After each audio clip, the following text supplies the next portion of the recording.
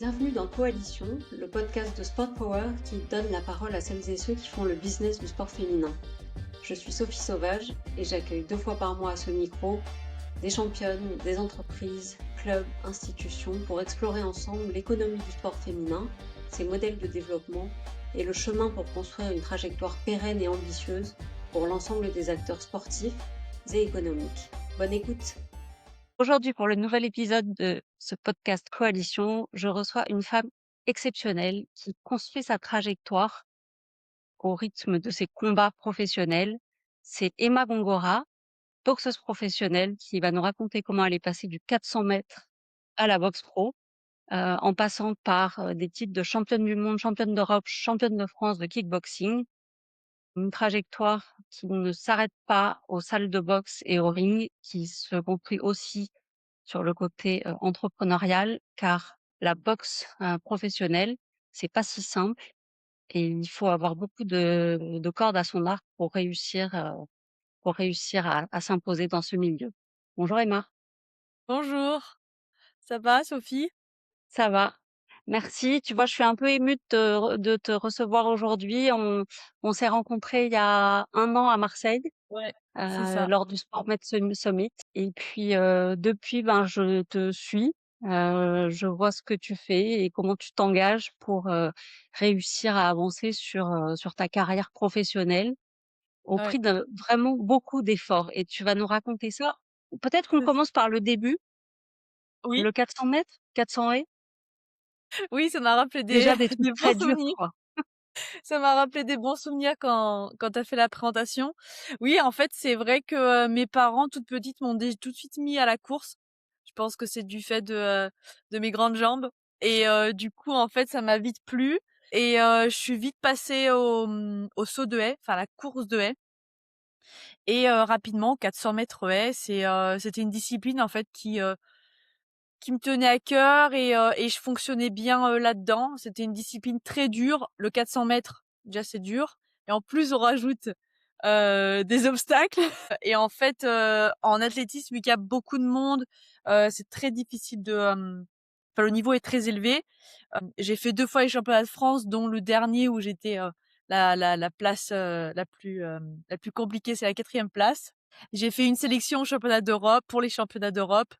Et après ensuite, j'ai changé de ville, de club et cetera et mon cœur, on va dire balancé pour quelque chose d'autre et j'avais, des connaissances autour de moi qui faisaient des sports de combat et donc j'étais vachement attirée, par ça, sachant qu'en même temps que je faisais de l'athlétisme, mes parents m'avaient acheté un sac de frappe dans le garage et en fait, j'aimais déjà, le fait de pouvoir frapper et de se libérer en fait d'une énergie intérieure qu'on a en nous et du coup, c'est à l'âge de 19 ans que, vraiment je change du tout au tout, où je décide d'arrêter, l'athlétisme et de passer dans les sports de combat. Alors j'ai commencé par le full contact. C'est un sport, pied-point, avec, un pantalon, et puis des choses, des techniques vraiment Comme ça, à tu faire. continues à te servir de tes grandes jambes. Voilà, c'est ça. C'est toi qui l'as dit, hein. Je dis qu'elle me serve à quelque chose et du coup, bah, j'ai fait full contact. De suite là 3 mois après, j'ai attaqué les compétitions.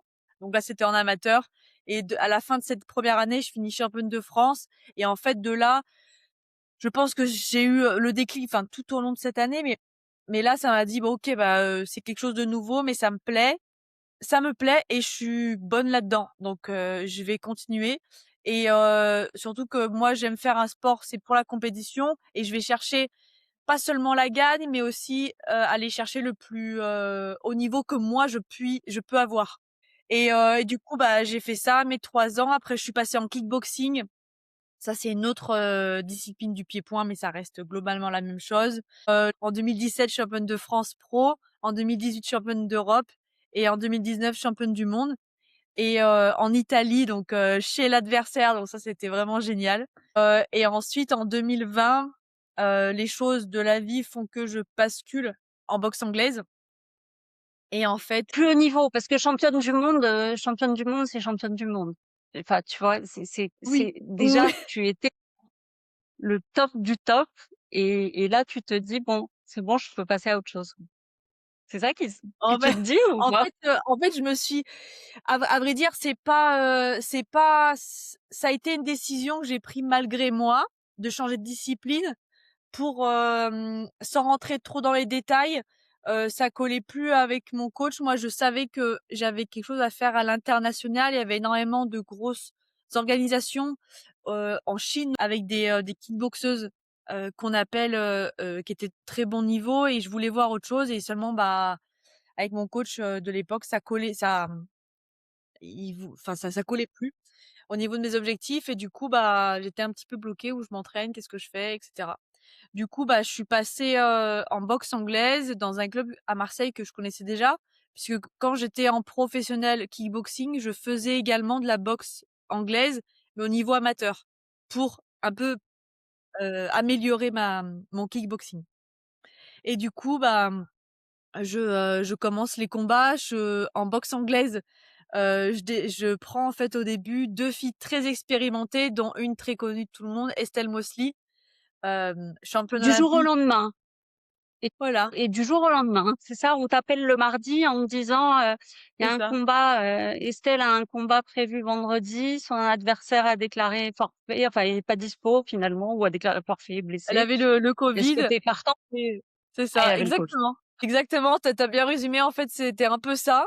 Je m'entraînais, le lundi soir, mon coach m'appelle, il devait être 22h: «Bon Emma, voilà, on me propose, Estelle Mosley» et moi je dis: «Bon, bah, qu'est-ce que tu en penses?» Il me dit: «Bon, bah, on y va, tu peux le faire, tu es entraînée», même si, voilà, j'étais pas entraînée spécifiquement pour elle. Du coup, bah, hop, jeudi, on a pris le train, la pesée, vendredi, le combat en direct sur Canal+, 8 Sur rounds. Canal. Ouais, c'était beau ça. Dommage qu'il y ait pas eu, la foule parce que c'était en novembre 2020. Ça faisait Mmh. bizarre ça.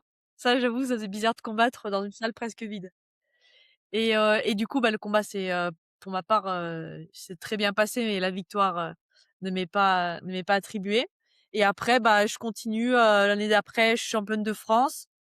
Quelques mois ensuite, je suis championne WBC francophone et ensuite au cours de ma carrière, je suis 2 fois championne francophone dans 2 catégories de poids différents.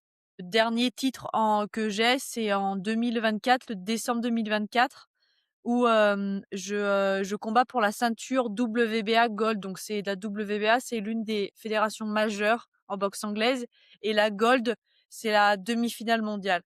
Donc là, ça me propulse, numéro 1 de la catégorie et juste en dessous de la championne du monde actuelle. Donc ça c'est ton parcours sportif et Oui. et donc là, tu arrives au moment où finalement, tu peux, te positionner sur, du top mondial. Quand tu arrives à ce niveau-là, ça veut dire que tu peux passer à la case d'après, mais c'est pas si simple. Ça tombe pas, voilà, tu pas, 3 promoteurs qui viennent te voir en te disant: Non, ça les «Emma, demandes ne on coûtent te pas. veut» et c'est ça et du coup, il faut que tu crées ta chance et c'est ça qui est, à la fois, Hem, bah, difficile à entendre, mais intéressant à comprendre. Je dis difficile à entendre parce que quand on a ton parcours, on se dit, bah, on a enfin, tu vois? C'est le plus Bah, tu dis: «Ce serait c'est proche normal, du tu sais, plus haut d'avoir, niveau.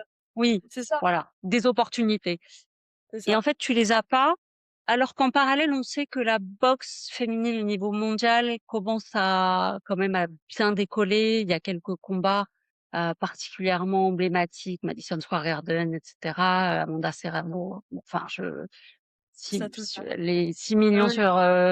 sur Ouais, Netflix, bon, exactement. donc ça, c'est d'un côté, c'est ça et la réalité, c'est que faut créer sa chance.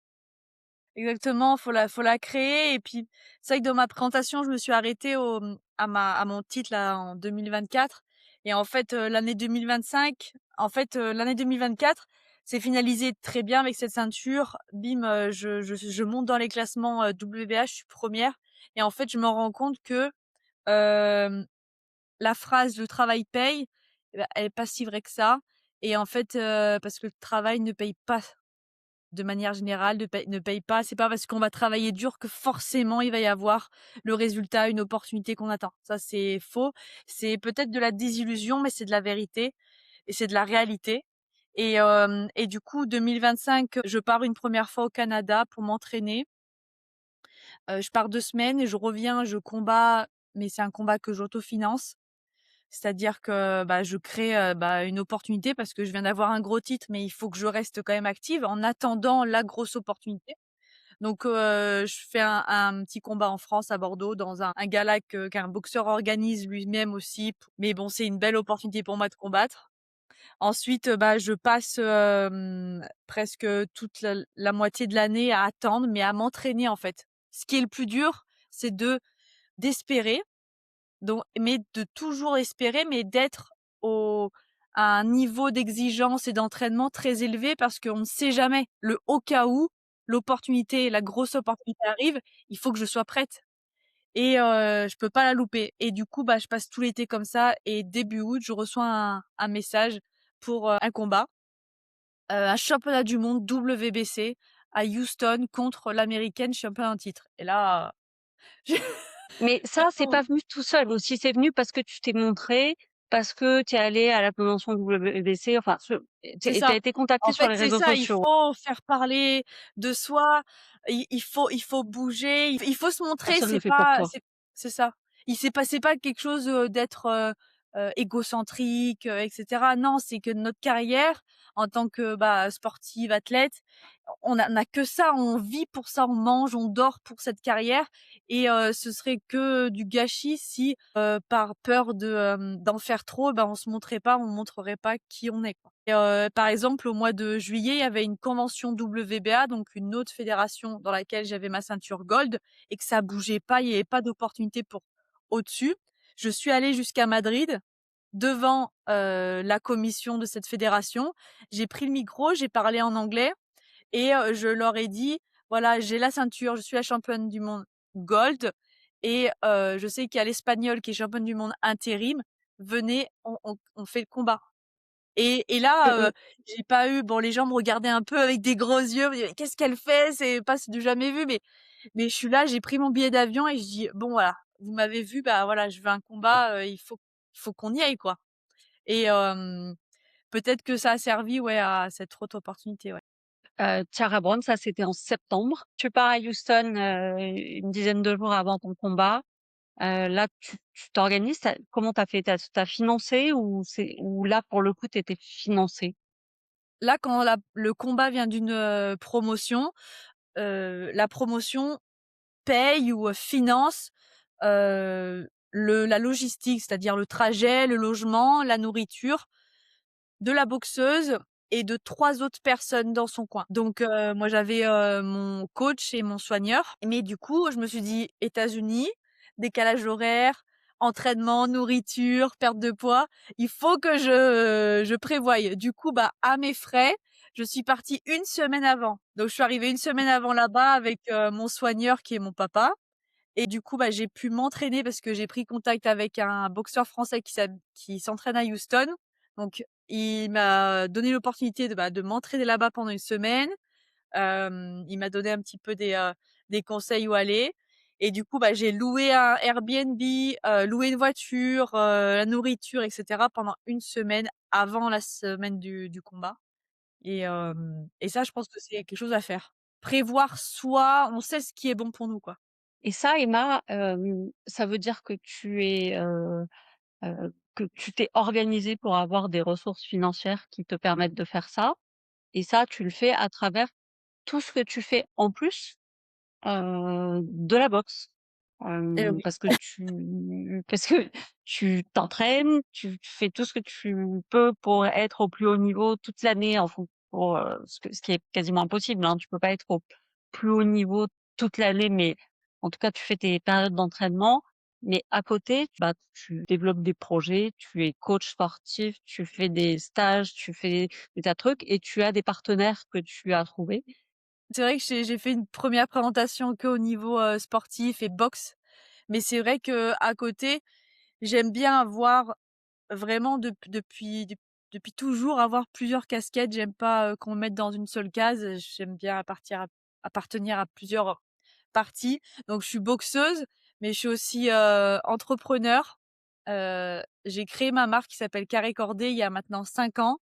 Cette marque, on fournit en fait le matériel de bandage professionnel dans toutes les disciplines de sport de combat. Ça va du MMA, du kickboxing, de la boxe anglaise et tous les outils du soigneur, qui sont des outils spécifiques qu'il va utiliser pour effectuer les soins durant les minutes de repos.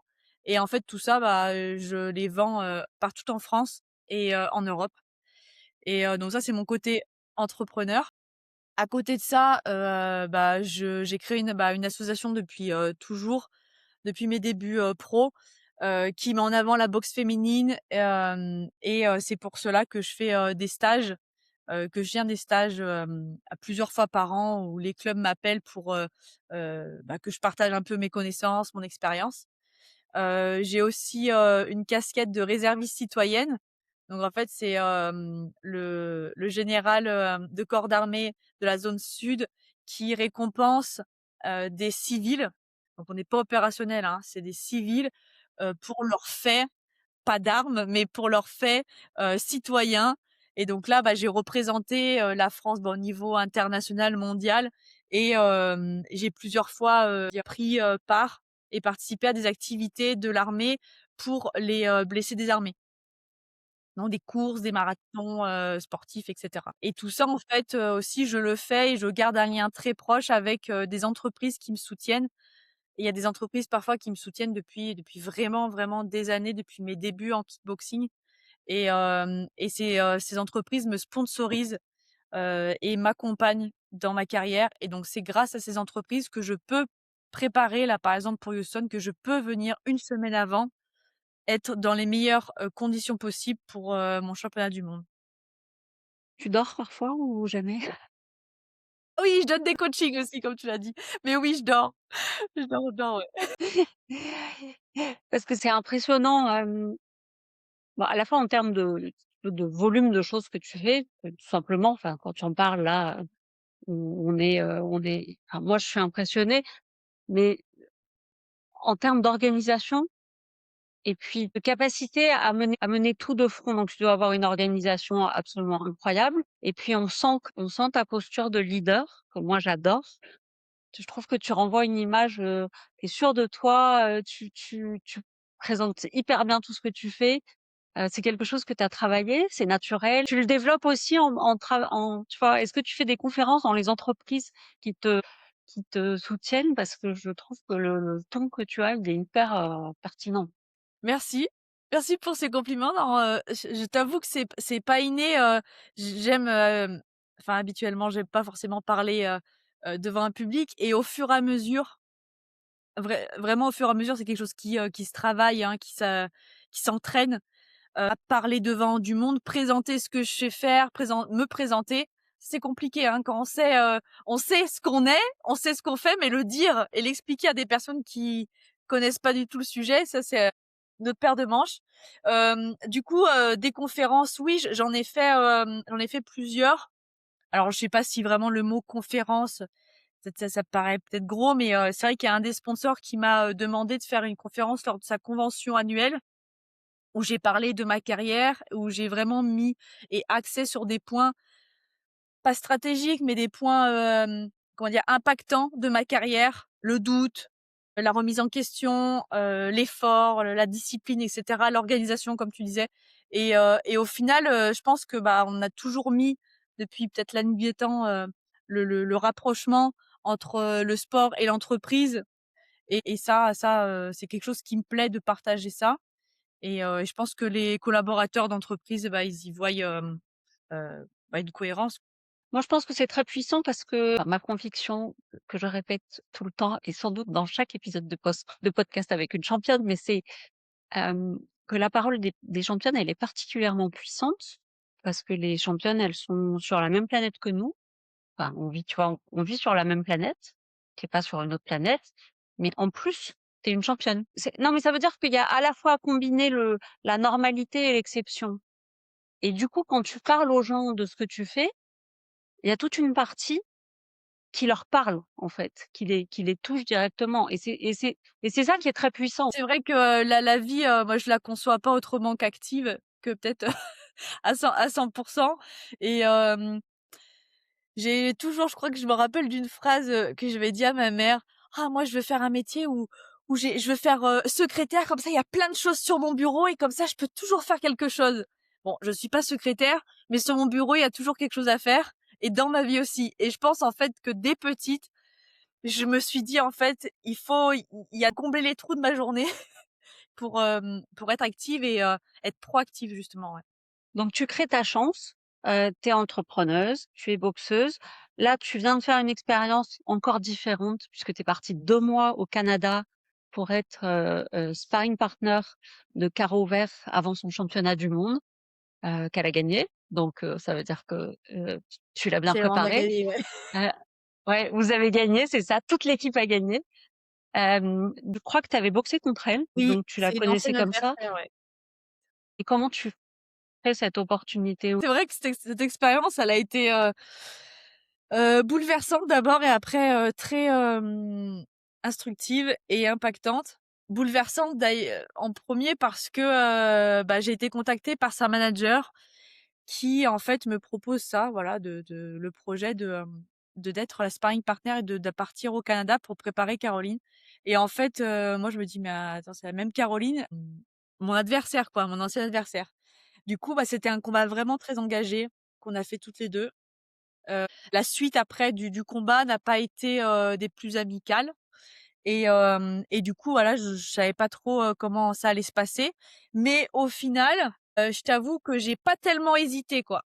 Je me suis dit: «Attends, avoir une opportunité de partir, ça se présente pas tous les jours». Je sais qu'elle, elle a évolué aussi, elle a eu des choses dans sa carrière, plus ou moins compliquées. Mais elle peut m'apporter énormément. Moi, si elle fait appel à moi, c'est que moi, je peux lui apporter quelque chose pour ce championnat du monde.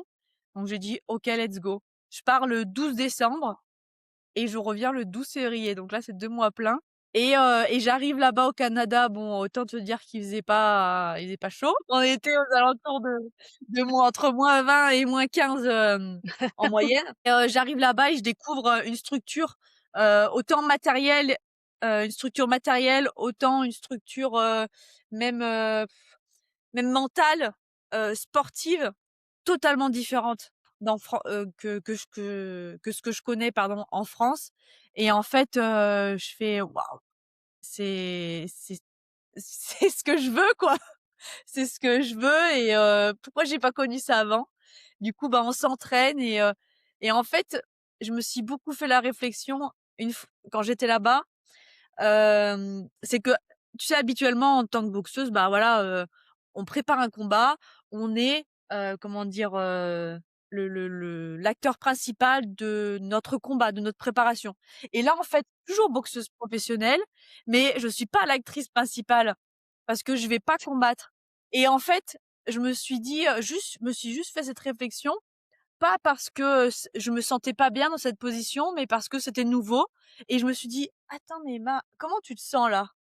Tu sais, dans cette position, est-ce que tu te sens bien?» Et au final, je me dis: «Bah, en fait, ça fait du bien, parfois, de d'aider quelqu'un à avoir la lumière qu'il mérite à travers, son combat et sa réussite». Et en fait, c'était ça, c'est que j'étais réellement et profondément impliquée dans sa préparation et convaincue qu'elle allait gagner et très fière d'elle, sur le ring et cetera. Et en fait, ça m'a fait gagner en maturité. Si je comprends bien la structure au Canada, elle était quand même assez bien, Ouais, ouais. plus enfin, quand tu dis assez différente, ça veut dire assez bien? Ça veut Oui, oui, ça veut oui, dire qu'en termes différente. de différente dans le positif et toi, tu dois faire un switch mental, à un moment en te disant: «Bon, je suis là pour sparer, je suis pas là pour, combattre et je vais tout faire pour que ça soit une expérience quand même enrichissante» et puis, vous avez gagné, comme tu l'as dit, donc ça il y a eu une bonne Ouais, ouais. célébration ensemble juste avant que tu repartes et tu es C'est repartie, ça. 2 jours après ou le lendemain? Oui, ouais, ouais, le lendemain, exactement. Mais c'est vrai qu'en fait, ça m'a enrichi. En fait, je pensais apprendre uniquement, sportivement, uniquement en boxe, en technique, même en IQ boxing, des nouvelles, compétences, dans le ring. Mais au final, j'ai appris de ça, mais j'ai aussi énormément appris sur la manière de voir la boxe, féminine à l'international. Tu sais, elles sont au Canada et elles disent, «Ah punaise, tu vu ce qui se passe quand même, on est loin de ce qui se passe aux États-Unis». et moi, que je suis de l'autre côté, en France, enfin et moi et les autres boxeuses, hein, je pense de l'Europe, on voit le Canada et on se dit: «Si enfin, c'est ce qu'on veut, quoi». Donc en fait, c'est qu'on a, des envies qui sont les mêmes, mais seulement on a, des comparaisons qui sont, élevées, mais plus ou moins, éloignées de ce qu'on peut avoir. Et nous, en Europe, en France, c'est Comment tu vois la suite? Est-ce que tu penses que c'est quelque chose qui va te servir pour la suite de ta carrière à toi, d'avoir eu cette exposition finalement internationale d'une façon différente, mais quand même tu as été au contact euh, au Canada pendant 2 mois d'un écosystème. Est-ce que ça peut te servir pour la suite? pour la suite, oui, c'est certain. C'est certain, c'est vrai que quand tu m'as dit, au début, j'avais pas répondu forcément à ta question quand tu m'as dit: «Comment tu as créé cette opportunité?» En fait, bah, j'ai créé mon opportunité tout simplement en restant active, en montrant à mon dernier combat aux États-Unis que même si je n'étais pas, gagnante, j'étais là quoi qu'il arrive, même dans l'adversité, dans la dureté du combat, j'étais présente. Et je pense que ça, aux yeux de dans le milieu de la boxe, hein.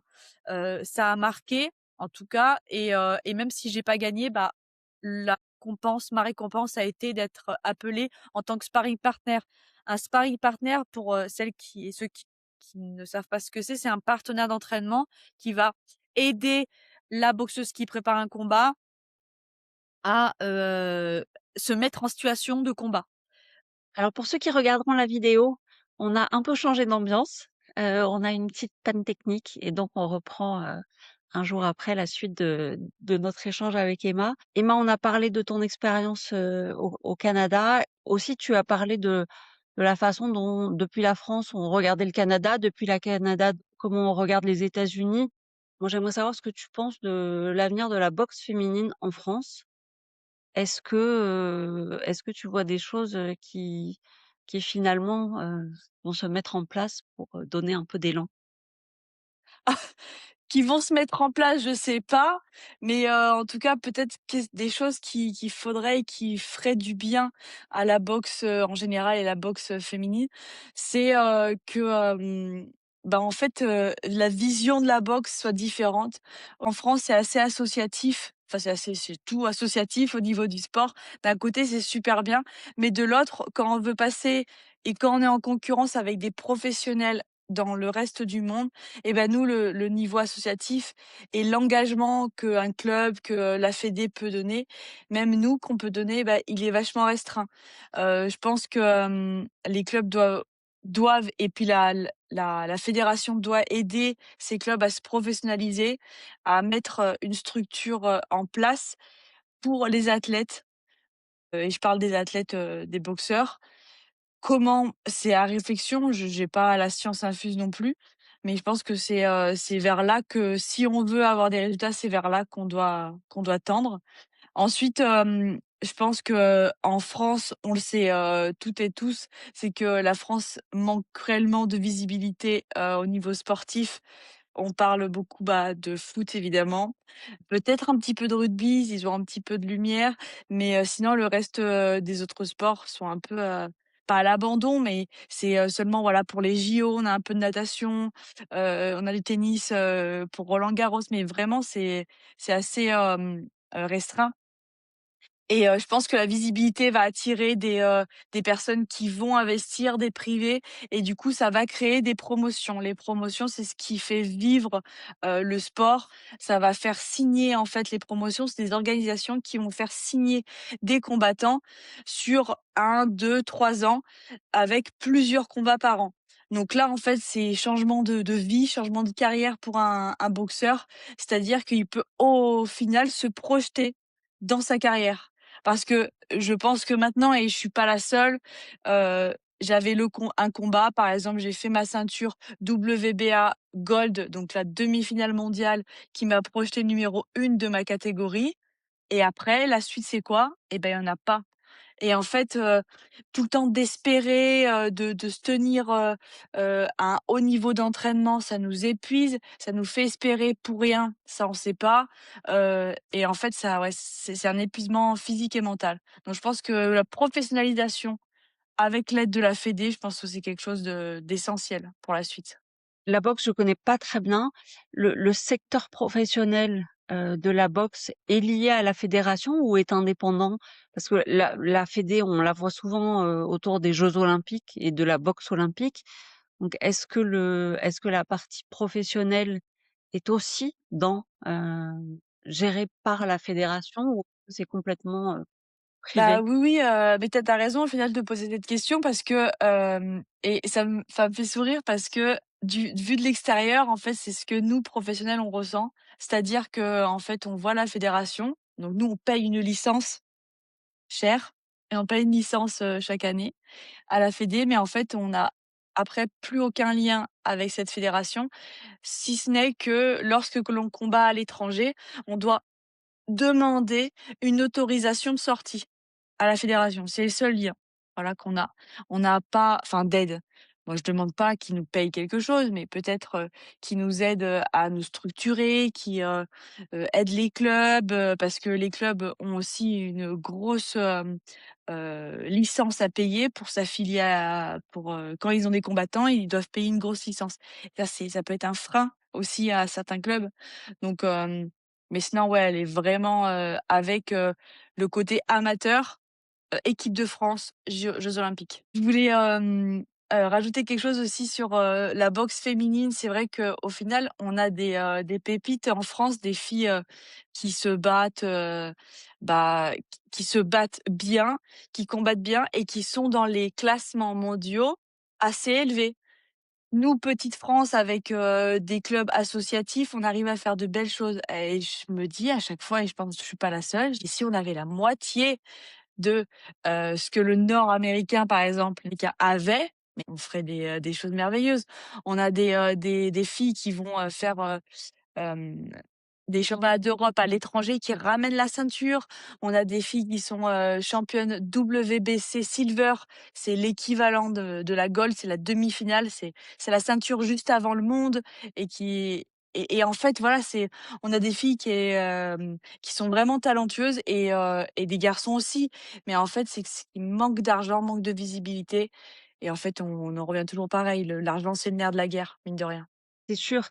Est-ce que vous vous parlez entre boxeuses? Est-ce que vous êtes en relation pour essayer de faire bouger les choses ou vous êtes, enfin chacune vous avez chacune tellement de choses à faire pour avancer votre propre Non, parcours? mais c'est vrai.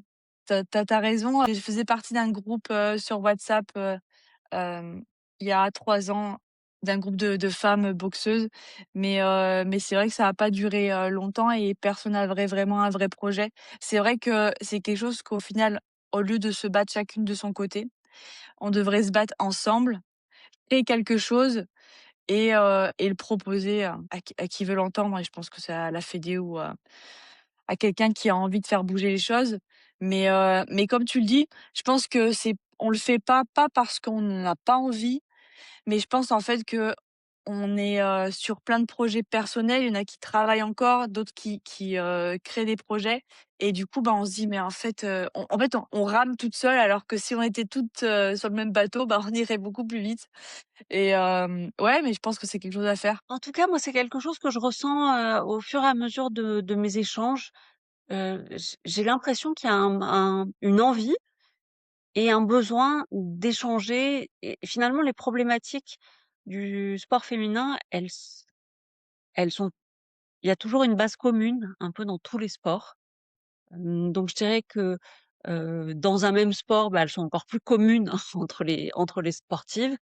Mais moi, je ressens une opportunité en fait de créer de la conversation, parce qu'on est plus fort ensemble et plus intelligente aussi. C'est vrai que quand je suis allée, du coup, bah, au Canada, j'ai rencontré la manager de Caroline Vert et on a pas mal discuté. Elle s'occupe de filles, j'ai envie de dire dans le monde entier parce qu'elle a des, Canadiennes, des Américaines et je crois qu'elle s'occupe de 2 Françaises, mais je suis pas certaine et en fait, elle, avec ses contacts, elle arrive à proposer quelque chose de sympa pour ses filles et ça peut être génial. Pourquoi pas devenir manager, en France pour aider, les filles, avoir des contacts, Parce qu'au final, de passer de boxeuse, manager et avoir en fait, c'est quand on est boxeuse qu'on arrive à se faire des contacts et en fait, si quand on arrête notre carrière, bah, ces contacts, ils disparaissent. Enfin, on n'en fait plus rien quoi, il y a pas quelque chose derrière. Donc pourquoi pas? Écoute Emma, merci. Vraiment, c'était passionnant. Moi, j'ai appris beaucoup de choses. Et puis, on va terminer avec nos 2 questions signatures. Donc, la première, c'est quel est ton moment de sport féminin? Et ça peut être de toi ou pas de toi, c'est toi qui choisis. Alors, bah, oh, c'est vrai que c'est compliqué ça cette question. Mais, il y a des moments, bah, je vais partager 2 moments. Je vais partager un moment, que j'ai pas vécu, mais que j'ai apprécié et un moment de moi. Le premier moment, c'est, en plus d'actualité avec les JO, d'hiver, c'est Lindsey Vonn et en fait, elle représente, la résilience, je trouve. Une, skieuse qui est revenue, qui a fait plusieurs, arrêts et qui est revenue. Donc je crois son premier arrêt, c'était en 2019. Elle est revenue en 2024 ou 25. Elle a refait des médailles, et ensuite en fait, c'est continuellement, ça et je pense qu'il y a plein de femmes, en fait, qui s'arrêtent pour X ou Y raison. Parfois, il y en a qui font des enfants, qui reviennent et qui performent et ça, je trouve que c'est un bête de moment, quoi. C'est l ça doit faire l partie de l'un des meilleurs moments de sport qui puisse exister. C'est revenir après, un arrêt, quelconque raison que ce soit et performer encore. Ça doit être incroyable. Ça doit être un sentiment quand même. J'essaie de me mettre à la place, mais ça doit être, incroyable. Donc ouais, je pense que ça, c'est un des moments, en fait, en tout cas que j'aime dans le sport féminin. Et ensuite, un des, moments que j'ai apprécié qui restera aussi, gravé, ça va être, la première fois que je suis allée au Canada, qu'on m'a appelée, hem, pour combattre là-bas. Donc si je sais pas si, les gens se rappellent, mais au début du podcast, j'avais parlé des du, des 2 coins. Tu as le B-side, c'est plus celui qu'on appelle pour faire, entre guillemets, «perdre» et le coin A, c'est la personne qui a signé avec la promotion et qui combat à domicile et du coup, bah, j'arrive, je savais, en fait, que j'allais être mangée à toutes les sauces, donc il fallait que je fasse un gros combat pour que je marque ma victoire et du coup, en fait, ça se passe super bien. Je me sens bien. 6 rounds où je combats, et je suis au-dessus de mon adversaire. Elle saigne, elle a le nez cassé. Je la fais compter une fois, donc compter, c'est que je la mets au sol, une fois, elle se relève vite et le combat continue et là, en fait, j'ai les images, c'est passé sur après, RMC Sport et donc on me lève la main et moi, je suis tellement contente parce que je savais que j'avais gagné, mais je savais pas s'ils allaient le reconnaître en tant que fille de l'extérieur et là, je saute, je crie, je pleure, dans mon coin, c'est pareil et ça restera gravé dans ma mémoire, c'est sûr. Waouh! Je vais regarder les images. Ouais, je suis là, j'entends, j'espère et d'un coup on me lève le bras genre: «Emma Gongora» et là je saute et comme si j'avais gagné un championnat du monde quoi. C'était, une bataille dans une bataille. Magnifique. Merci d'avoir partagé ça avec nous. Et puis, ma dernière question, c'est, que signifie pour toi le mot coalition? Qui est donc le nom de notre podcast. Oui. Hem, Coalition, ah bah, j'ai regardé la définition sur internet pour être certaine, mais dans ma définition de la boxe, je pense qu'une, coalition de boxeuses, ce serait quand, ce serait les spars ensemble. J'ai fait 2 mois de coalition et d'entraide et de partage, au Canada. C'est-à-dire qu'on était 2 boxeuses à au final, c'est la boxe pardon, c'est pas comme les autres sports puisque pour s'entraîner, on va s'entraîner avec quelqu'un. Généralement, on se part et bah, c'est-à-dire qu'on doit taper, frapper l'autre. Tandis qu'en athlétisme, par exemple, en gymnastique, on s'entraîne, on fait des choses côte à côte, chacune de notre côté et en boxe, on va dire que, la performance dépend du sparring qu'on a, avec nous. C'est-à-dire que si on a un sparring, qui est plus faible en termes de technique, par exemple, et ben, nous, on va pas pouvoir, travailler notre défense techniquement et donc en fait, le sparring plus le sparring est bon, plus nous on va grandir, on va s'améliorer. Et donc je pense qu'en fait les sparring c'est vraiment un bon exemple. J'ai un autre exemple aussi de coalition en termes de sparring, c'est que l'année dernière, je suis allée, en Espagne où je m'entraîne, aussi souvent pour faire des sparring parce qu'il y a pas mal de filles et en fait, il y avait une boxeuse, allemande qui préparait un championnat du monde et elle s'est dit là-bas où elle était, il y avait pas beaucoup de filles et elle est venue dans ce club en Espagne et le coach qui connaissait pas mal de filles a envoyé des messages à toutes les filles qu'il connaissait de partout en Europe. C'est-à-dire qu'il y avait la combattante allemande, il y avait, aussi une autre allemande, il y avait espagnole, italienne, anglaise, française parce que j'y étais aussi et en fait, on était venus pendant une semaine voire 10 jours pour celles qui pouvaient et en fait, on s'entraînait toutes là-bas et en fait, on avait tout un objectif personnel mais c'était en fait, on s'entraînait, en sparring et on était aussi super contents de se revoir. Magnifique, magnifique image. Emma, merci. C'était un super épisode de podcast. Moi, je suis vraiment impressionnée par tout ce que tu fais, par ton parcours, par la façon dont tu crées tes chances et puis le partage. Et j'adore ton image de coalition parce que je pense qu'elle va parler à beaucoup de monde. Tant mieux. Ouais, c'était très agréable aussi de se revoir et puis de parler de tout ça. Ça fait du bien. À bientôt. Oui, merci beaucoup. C'était Coalition, le podcast de Sport Power. Merci de nous avoir écoutés. Et pour suivre toute l'actualité business du sport féminin, abonnez-vous à notre page LinkedIn et à notre newsletter sur le site sportpower.com. Et surtout, rejoignez-nous dans la coalition.